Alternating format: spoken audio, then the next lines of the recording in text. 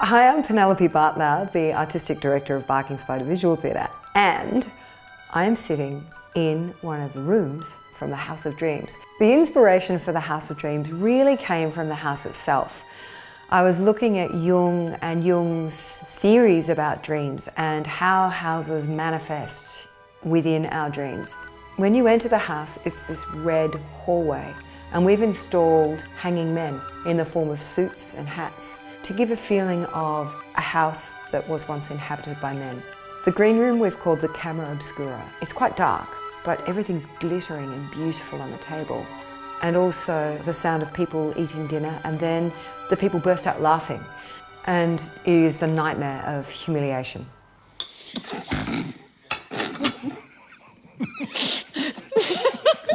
The white room is set in a Victorian style, and within that room you bear witness to a séance, but the people who are conducting the séance have long since gone.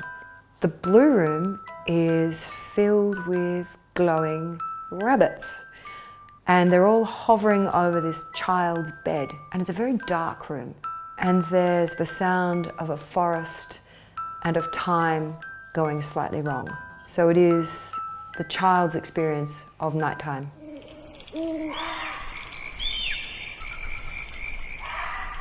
The kitchen is a nod to the buried terracotta army of China. So bringing the outside world in, which happens in dreams, the kitchen is filled with sand, and it's as if we've found or unearthed a tiny army in the kitchen that belonged to Mr. Johnston.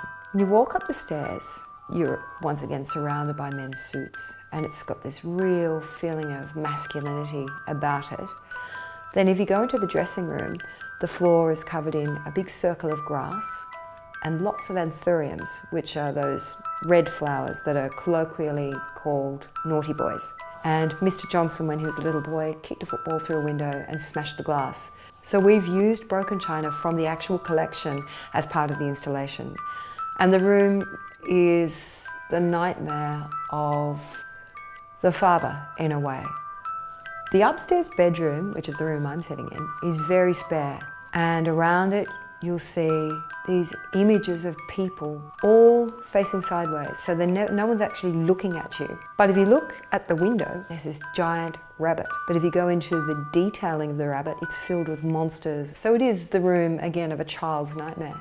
To find flowers growing in a roof cavity is dreamlike. And when I've walked through with visitors from the collection, people have looked up and gone, and that for me is capital. That's what I want as an artistic director, is to have people going.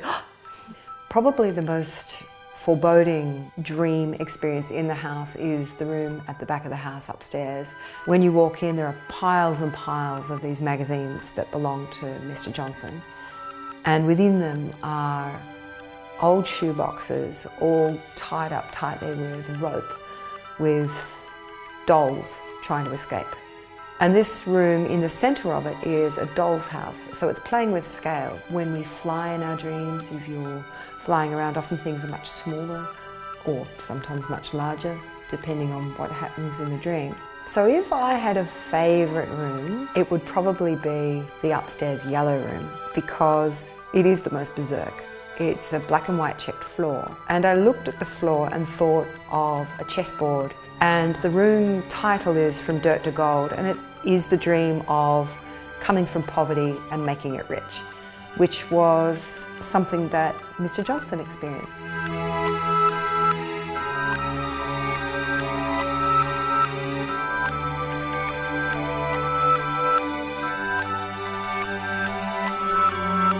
At the Johnston Collection, it's always changing.